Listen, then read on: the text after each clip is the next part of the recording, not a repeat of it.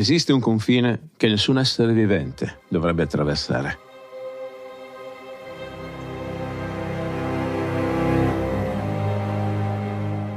Un limite posto dalla natura stessa delle cose, quella barriera che separa chi respira da chi non respira più, chi vede la luce del sole da chi abita le tenebre eterne. Gli dei hanno tracciato questo confine con precisione assoluta. I vivi stanno di qua, i morti stanno di là. Non ci sono zone grigie, non ci sono eccezioni. Eppure Odisseo quel confine sta per varcarlo.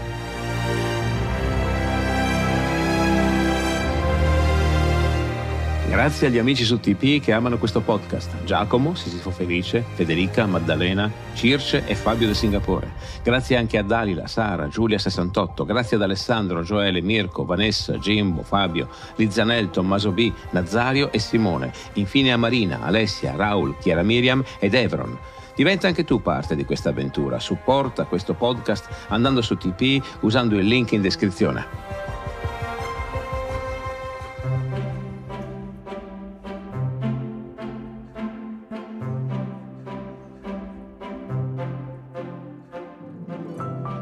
Questo che stai ascoltando è Mitologia, le meravigliose storie del mondo antico. Sono Alessandro Gelain, insegnante di filosofia, psicologia e scienze umane. Se vorrai stare in mia compagnia, ti offrirò le storie più interessanti della mitologia greca e romana. Il mito ha ancora molto da insegnarci e talvolta, come uno specchio, è capace di mostrare meglio a noi stessi quello che siamo. Puntata numero 258. La vita di Odisseo, episodio 18. Odisseo nell'Ade.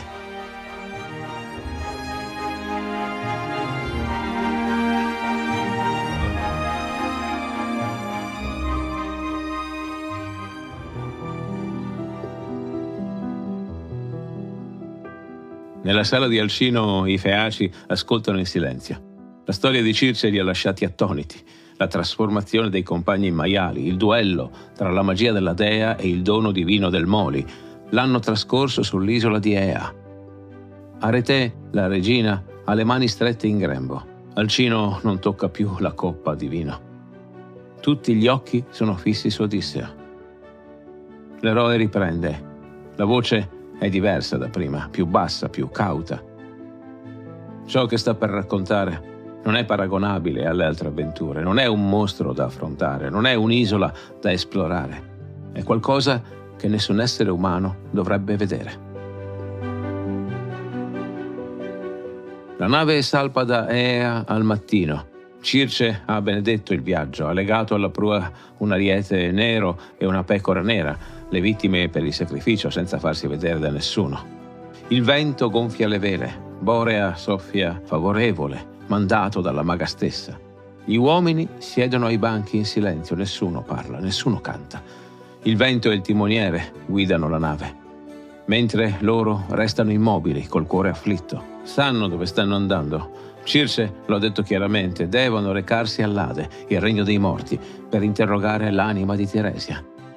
La nave corre incredibilmente veloce sul mare per un giorno intero. Il sole attraversa il cielo da oriente a occidente e quando tramonta dietro l'orizzonte, le strade del mare si velano d'ombra. La nave continua ad avanzare nell'oscurità crescente.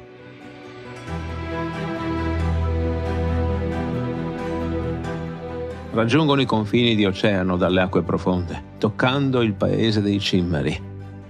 Omero lo descrive con poche parole che bastano a farlo vivificare nella mente di chi ascolta.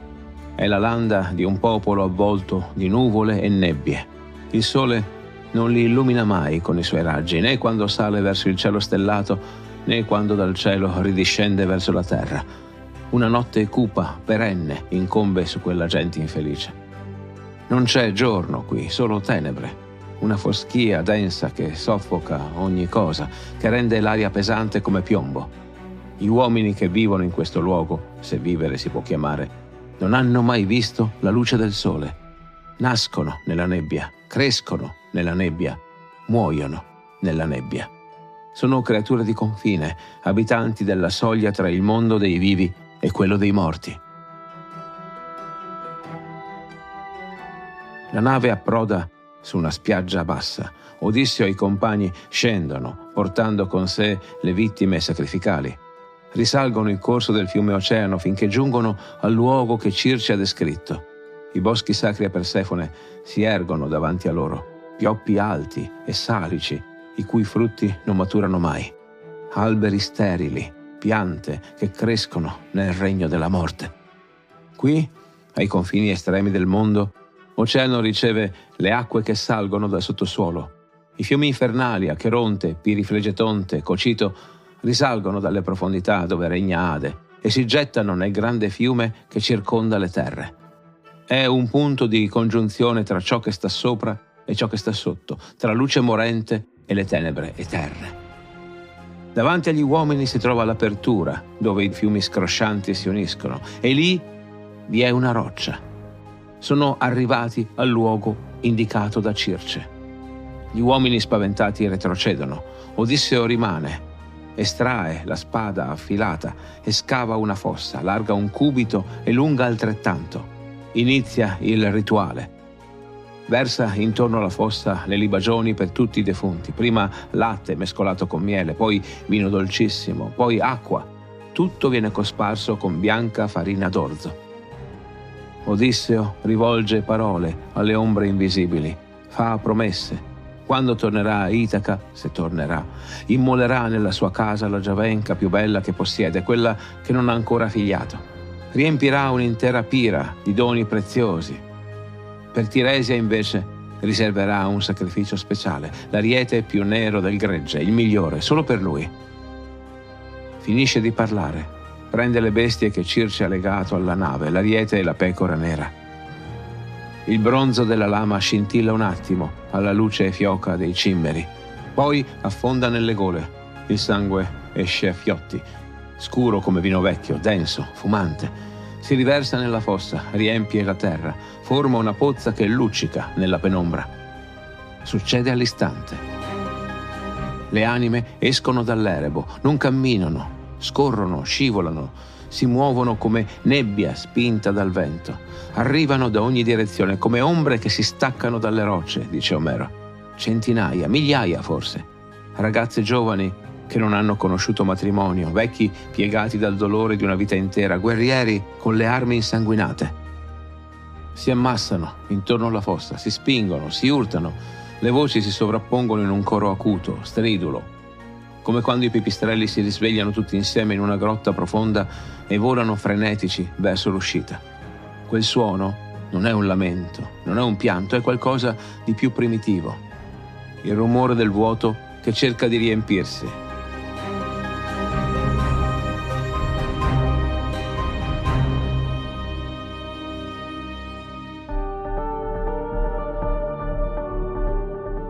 Odisseo sente il terrore salirgli dal ventre, un terrore freddo, diverso da quello provato in battaglia, un terrore mai avvertito prima. Grida, richiamando i compagni. Devono scuoiare subito le bestie, bruciarle, invocare Ade e Persefone. Gli uomini obbediscono con mani tremanti. Il fumo del sacrificio sale verso l'oscurità che passa per cielo in quel paese maledetto. Odisseo estrae di nuovo la spada, si pianta davanti alla fossa con la lama tesa. Le ombre premono, vogliono avvicinarsi al sangue, vogliono bere. Il sangue è l'unica cosa che può restituire loro per poco, per brevissimo tempo, la forza di parlare, di ricordare, di essere di nuovo quello che erano. Circe gli ha spiegato tutto. Finché non bevono, le ombre restano forme vuote. Dopo, per qualche istante, tornano quasi a vivere.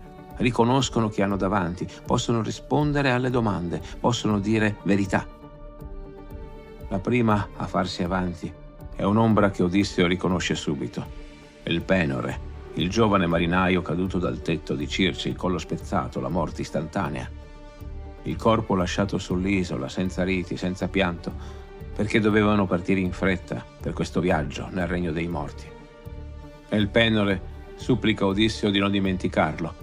Quando tornerà a Aea dovrà bruciare i suoi resti mortali con le sue armi, erigere un tumulo sulla riva del mare e conficcarvi sopra il remo su cui ha sudato in vita. Odisseo promette, la voce gli esce rotta. Promette che lo farà. Poi arriva lei, Anticlea, sua madre. Odisseo la vede e il mondo tutto si ferma. L'aveva lasciata viva, gli pare 1000 anni fa, quando è partito per Troia. Stava bene allora, salda, presente, piena di quella forza tranquilla che solo le madri hanno. Adesso è qui, un'ombra tra le ombre, morta. Siede vicino alla fossa, senza vederlo. Finché non beve il sangue, nessun morto riconosce i vivi. Sono solo forme che vagano, prive di memoria, prive di tutto. Odisseo vorrebbe correre da lei, vorrebbe lasciarle bere subito il sangue, parlare con lei, scoprire cosa le è successo. Non può. Circe è stata chiara, prima Tiresia, solo dopo gli altri. Anticlea rimane lì, in attesa, ignara che suo figlio è a pochi passi da lei. Finalmente arriva l'indovino. Tiresia di Tebe, il cieco che vede meglio di chi ha occhi sani, l'unico tra i morti a cui Persefone ha concesso di conservare la sua sapienza. Gli altri sono ombre inconsapevoli. Lui è se stesso anche dopo la morte, stesso carattere, stessa intelligenza, stesso potere divinatorio.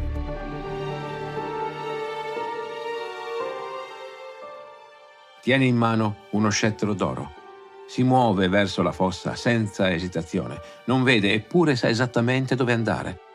La cecità in vita gli ha insegnato ad orientarsi in modi che i vedenti non comprendono.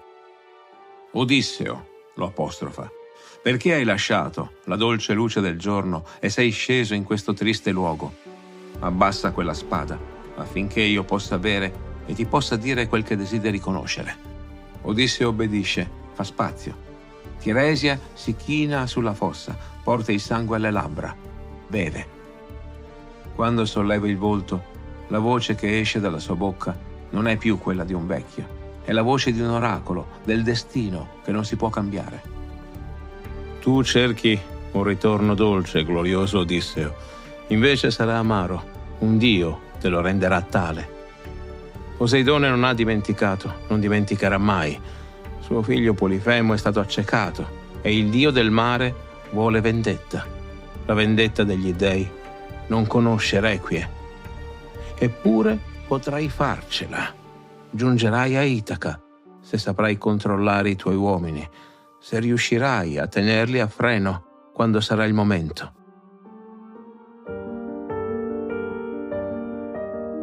C'è un'isola, Trinachia. Là pascolano le vacche e le pecore del sole, animali sacri, custoditi da ninfe divine, animali che non si devono toccare mai, per nessun motivo. Se quelle bestie verranno lasciate indisturbate, tu e i tuoi compagni potrete tornare a casa, soffrendo, certo, patendo fatiche, però vivi. Se invece qualcuno, anche uno solo, toccherà quegli animali, sarà la fine, per la nave, per tutti. Se riuscirai a sopravvivere a queste sciagure, allora tornerai a Itaca, però solo, tardi, su una nave che non sarà la tua, dopo aver perso tutto.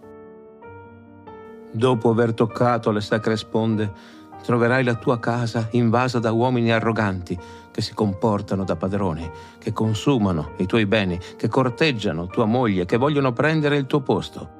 Proci, decine di proci. Dovrai ucciderli, tutti, uno per uno, con l'inganno o a viso aperto, non hai scelta.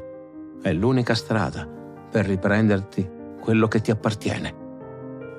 Tiresia si ferma. Il silenzio dura qualche battito di cuore. Dopo che avrai sterminato i proci e riconquistato la tua casa e il regno, prendi il remo e rimettiti in viaggio. Nella sala di Alcino nessuno respira. Un ultimo viaggio? Prenderai un remo, quello stesso remo con cui hai navigato per anni. Lo caricherai sulla spalla e viaggerai fino a trovare una terra dove la gente non ha mai visto il mare, non sa cos'è il sale, non ha mai visto una nave, non conosce un remo. Camminerai finché qualcuno ti chiederà perché porti sulla spalla quella pala per ventilare il grano. Quello sarà il segno. Lì dovrai piantare il remo nella terra. Lì dovrai sacrificare a Poseidone un montone, un toro, un verro. 3 bestie per placare finalmente il dio che ti odia. Poi potrai tornare a Itaca. Dovrai offrire ecatombi a tutti gli dei del cielo, nessuno escluso. E allora, solo allora, la morte arriverà per te.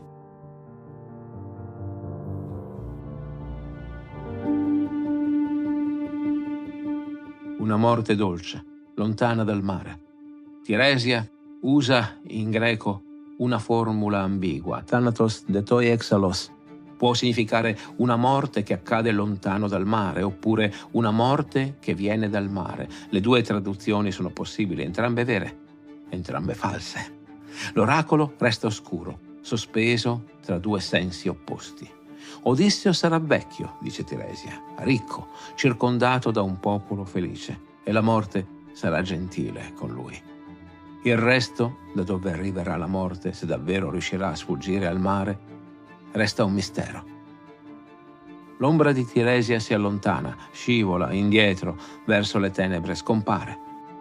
Odisseo rimane immobile, la spada ancora in pugno, la testa piena di immagini, Trinachia, le vacche del sole, i proci che invadono la sua casa, il remo piantato nell'entroterra, gente che non sa cos'è il mare, una morte dolce o forse no, forse una morte che viene dal mare anche quando lui penserà di esserne finalmente libero. Nella sala di Alcino Arete si copre il volto, capisce. Anche dopo il ritorno questo uomo non avrà pace. Il destino continuerà ad inseguirlo sempre. Ora Odisseo può parlare con sua madre. Anticlea si avvicina alla fossa, beve il sangue. L'effetto è immediato. Gli occhi dell'ombra, se di occhi si può parlare, mettono a fuoco, riconoscono, si riempiono di lacrime che non possono scendere. La voce spezzata chiede come sia possibile, come abbia fatto suo figlio, vivo, ancora vivo, a giungere in questo luogo di nebbia e tenebra, tra i morti. Ci sono fiumi impetuosi che separano i vivi dai morti, oceano soprattutto, che si può attraversare solo con navi costruite dagli dei. Viene da Troia, ha errato a lungo, non è ancora tornato a Itaca, non ha visto la sua casa, la sposa. Odisseo sente qualcosa stringergli la gola. Questa è sua madre, la donna che lo ha partorito, che lo ha cresciuto, che lo ha visto partire giovane e forte per la guerra, la donna che non lo vedrà mai tornare.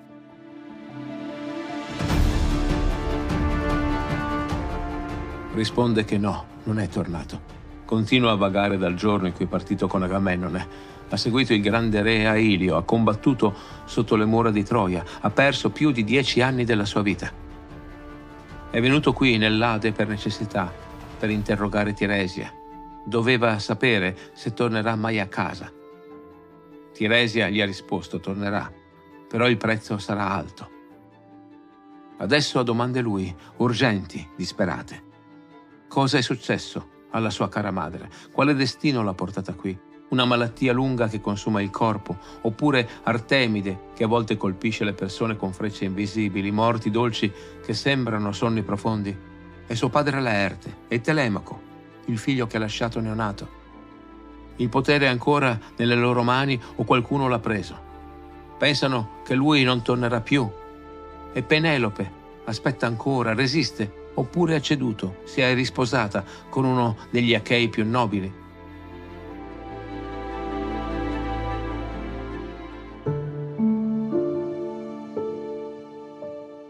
Anticlea risponde piano, con quella dolcezza triste che hanno le madri quando devono dire cose dolorose ai figli. Penelope resta, fedele, con un cuore che sopporta tutto. I giorni passano pieni di lacrime, le notti peggio ancora.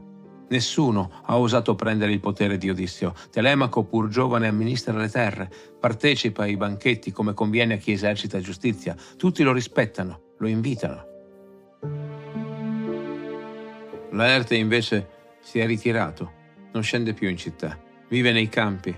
D'inverno dorme dove dormono gli schiavi, nella cenere, accanto al fuoco, coperto di stracci. D'estate e in autunno si stende sulla vigna, su giacigli di foglie morte. Soffre, piange pensando al figlio che non torna. Il dolore lo ha invecchiato in modo terribile. Odisseo sente il petto stringersi. Suo padre, ridotto così, un re che dorme come uno schiavo. Anticlea parla di se stessa. Nessuna malattia l'ha uccisa, nessuna freccia divina. È morta di nostalgia per il figlio lontano. La mancanza della sua intelligenza e della sua gentilezza filiale l'ha piegata. Si è consumata giorno dopo giorno, aspettando qualcuno che mai arrivava, fino a che il suo cuore si è fermato. Silenzio. Nella sala di Alcino si ode solo il crepitio delle torce. Alcuni ascoltatori hanno le lacrime che scendono sulle guance.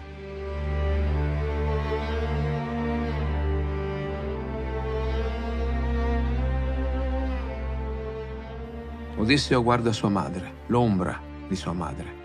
Vorrebbe toccarla, sentirla, abbracciarla come quando era bambino e lei lo consolava dei dolori piccoli e grandi della vita. Si protende in avanti, allunga le braccia. Il vuoto. Tenta ancora, fa un passo. Le mani si chiudono sull'aria. Niente. Una terza volta. Con una specie di rassegnata disperazione, come un bambino che cerca nel buio qualcosa che sa di non poter trovare. L'ombra gli sfugge. È come cercare di afferrare fumo o un sogno a risveglio. Non c'è sostanza, non c'è peso, non c'è calore. Solo la forma esteriore, la memoria visiva di ciò che è stato. Il resto è sparito, bruciato, dissolto. Il dolore che penetra in Odisseo è peggiore di qualsiasi ferita di guerra, peggiore di qualsiasi tempesta. È il dolore di chi comprende che certe cose non si possono recuperare. Mai. Chiede perché. Perché lei gli sfugga? Vorrebbe stringerla, vorrebbe che almeno qui, nel regno dei morti, potessero piangere insieme, trovare quel conforto che la vita ha loro negato. Anticlea risponde con pazienza, come si spiega ad un figlio qualcosa che lui non può ancora capire. Dice che questa è la condizione dei mortali. Quando si muore, il fuoco brucia tutto, nervi, carne, ossa. Tutto si dissolve e resta solo l'anima, che vola via come un sogno, leggera, impalpabile, impossibile da trattenere. Non è colpa di Persefone, non è un inganno, è semplicemente così. I morti non si possono abbracciare. Anticlea lo invita ad andarsene da quel luogo, di risalire verso la luce, di ricordare tutto questo per raccontarlo un giorno a Penelope.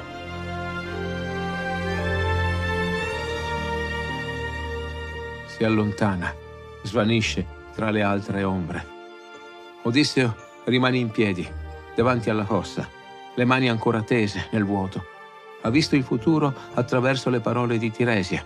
Ha perso di nuovo sua madre, stavolta per sempre. Nella sala di Alcino il silenzio pesa come pietra. Odisseo solleva lo sguardo. In quel luogo non c'erano solo Tiresia e sua madre. Altre ombre si stavano radunando intorno alla fossa. Donne di stirpe illustre, eroi caduti, compagni di guerra che aveva conosciuto sotto le mura di Troia. Agamennone, tradito e massacrato nella sua casa. Achille, che aveva scelto la gloria, e Aiace. Il nome resta sospeso nell'aria. Aiace, che ancora mi odia.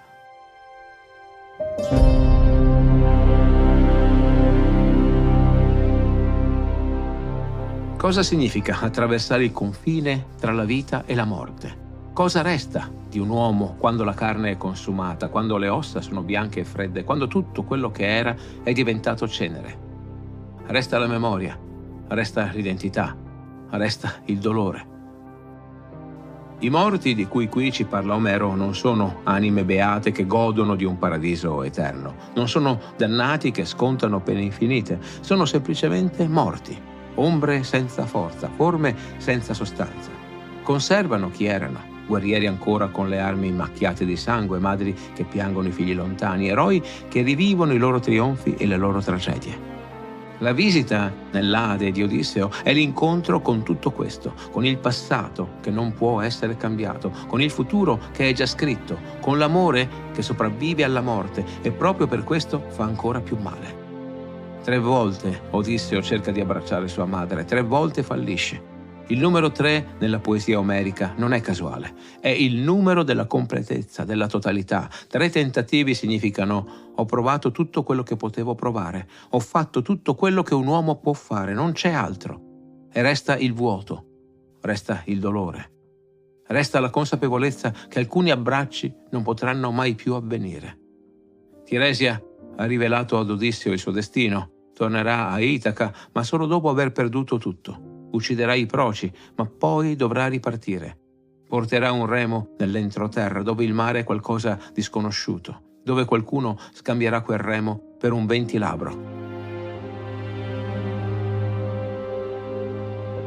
Il mare e la terra, il viaggio e la stasi, il remo e il ventilabro, 2 mondi opposti, 2 esistenze inconciliabili. E Odisseo è destinato a vivere nel confine tra questi 2 mondi, senza mai appartenere completamente a nessuno dei 2. La morte verrà lontano dal mare, o forse dal mare. L'ambiguità della profezia resta oscura e inquietante. Secoli dopo, Dante riprenderà quest'ultima immagine e la trasformerà. Il suo Ulisse non si fermerà mai, continuerà a navigare oltre ogni limite, fino a sprofondare nell'oceano. Farà dei remi ali per un folle volo. Ma l'Odisseo di Omero non è quello di Dante.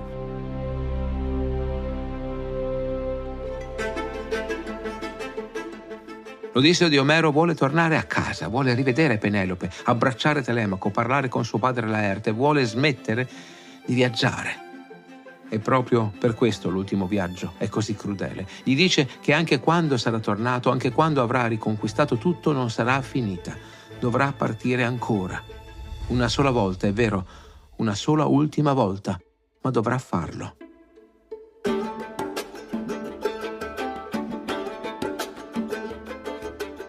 Nella prossima puntata continueremo il racconto della discesa nell'Ade. Odisseo incontrerà i fantasmi di Troia, parlerà con Agamennone tradito ed ucciso da Clitennestra, vedrà Achille, il guerriero perfetto che ora rimpiange la vita, e cercherà di parlare con Aiace, il grande eroe che si è tolto la vita per le armi negate. E scopriremo come i grandi del passato vivono o non vivono nel regno delle ombre.